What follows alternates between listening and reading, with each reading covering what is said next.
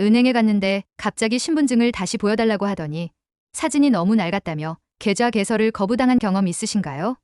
아니면 운전면허 갱신을 깜빡했는데 병원에서 신분 확인이 안 된다며 진료를 받을 수 없다고 들은 적 있으시죠?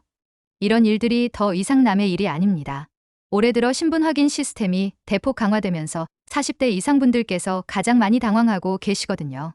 최근 한 시청자분께서 댓글을 남겨주셨는데 20년 넘게 쓰던 주민등록증으로 휴대폰 기종 변경을 하러 갔다가 사진이 너무 오래됐다며 거절당했다는 이야기였습니다.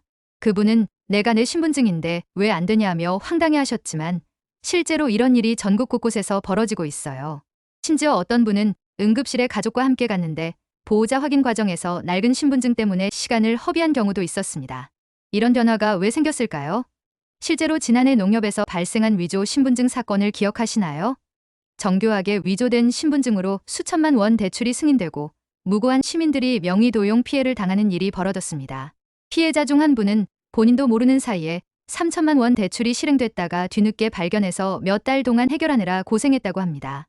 이분은 내 이름으로 대출이 나간 줄도 몰랐는데 신용등급까지 떨어져서 정말 황당했다고 토로했어요.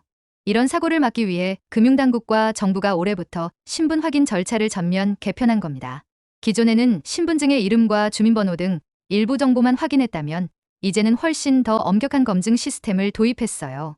농협을 비롯한 주요 금융기관들은 안면, 인식 기술과 영상통화 시스템을 점차 도입하고 있고 금융당국도 모든 금융사에 이런 시스템의 선제적 도입을 권고하고 있습니다. 이런 변화의 핵심을 이해하려면 먼저 우리가 일상에서 어떻게 신분증을 사용하는지 생각해봐야 합니다.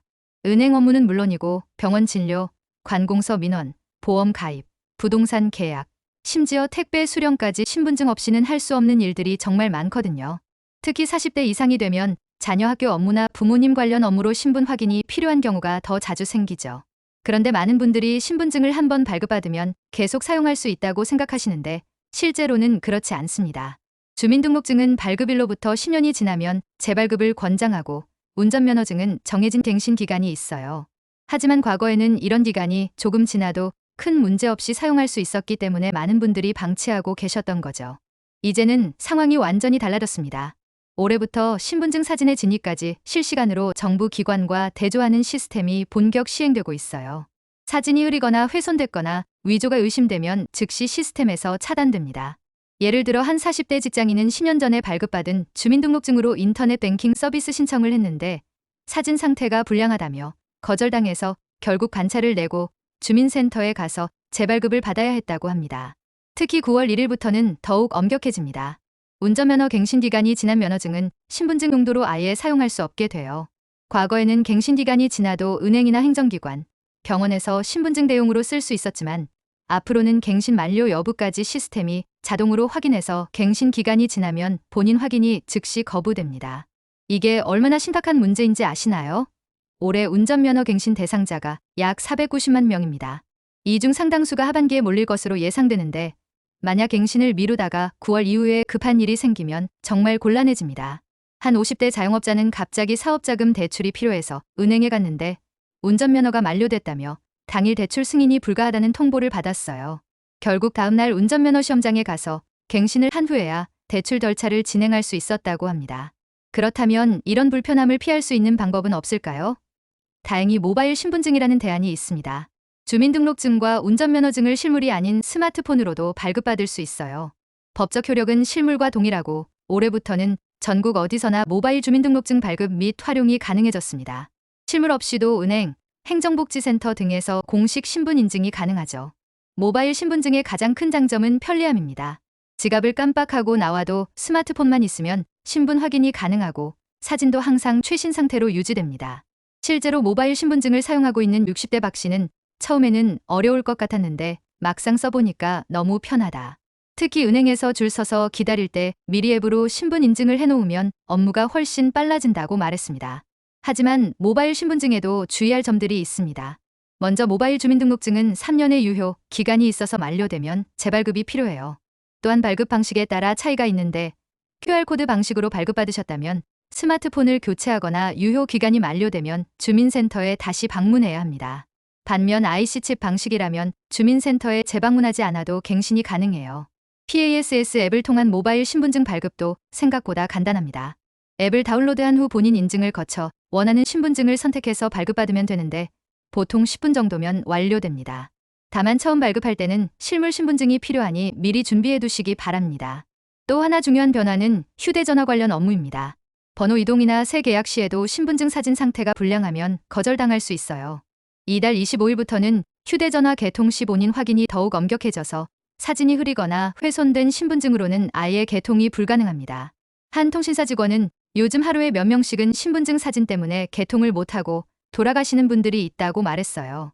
이런 변화들을 미리 알고 대비하면 큰 문제 없이 넘어갈 수 있지만 모르고 있다가 갑자기 당하면 정말 당황스럽습니다. 특히 응급 상황에서 신분 확인이 안 되면 더욱 곤란하죠.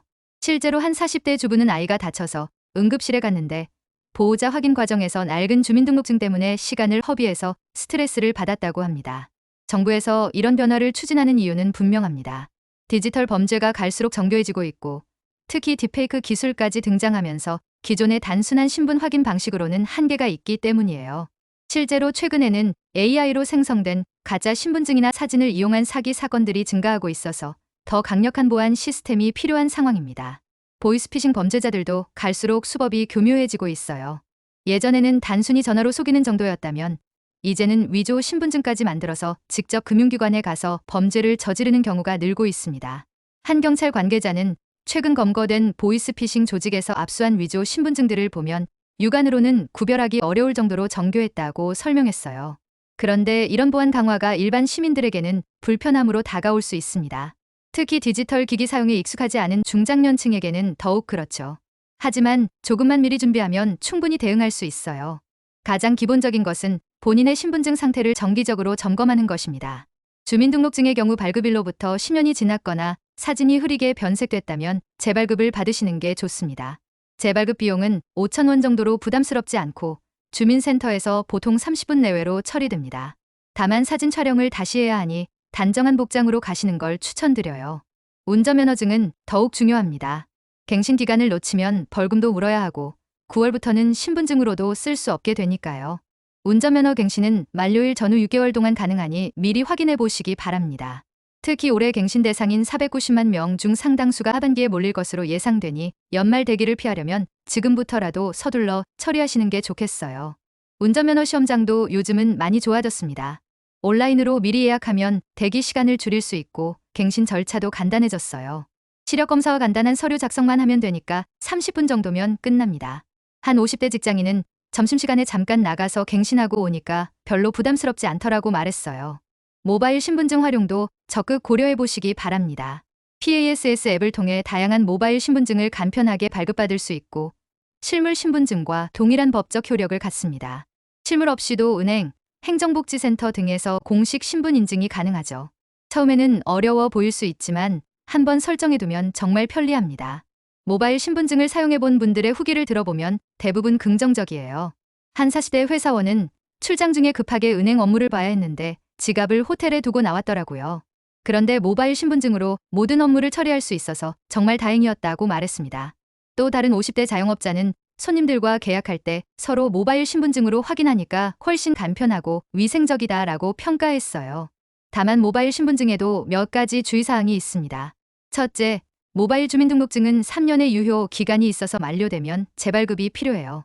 둘째, 발급 방식에 따라 갱신 방법이 다릅니다. QR코드 방식으로 발급받으셨다면 스마트폰을 바꾸거나 유효 기간이 끝나면 주민센터에 다시 가야 하지만 IC칩 방식이라면 재방문 없이도 갱신이 가능합니다. 스마트폰을 자주 바꾸시는 분들은 IC칩 방식으로 발급받는 걸 추천드려요. 기기를 바뀌어도 계속 사용할 수 있거든요. 반면 스마트폰을 오래 쓰시는 분들은 QR코드 방식도 괜찮습니다. 발급 절차가 조금 더 간단하거든요. 또 하나 놓치기 쉬운 부분이 휴대전화 관련 업무입니다. 번호 이동이나 기종 변경, 새 계약 시에도 신분증이 필요한데 이제는 사진 상태까지 엄격하게 확인합니다. 통신사 직원들도 예전보다 훨씬 까다롭게 신분증을 확인하고 있어요. 한 통신사 매장 점장은 고객들께서 이해해 주시면 좋겠지만 저희도 규정을 따를 수밖에 없다.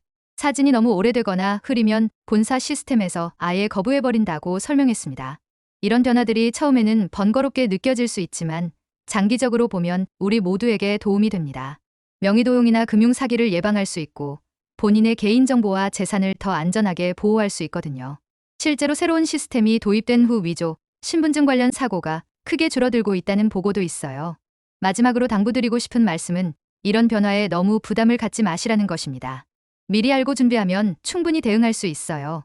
본인의 신분증 상태를 점검해 보시고 필요하면 재발급이나 갱신을 서둘러 하시기 바랍니다.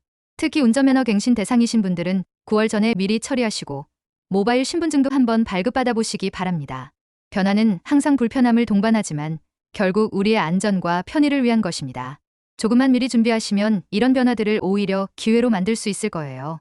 여러분의 소중한 개인정보와 재산을 지키는 첫걸음이니까요.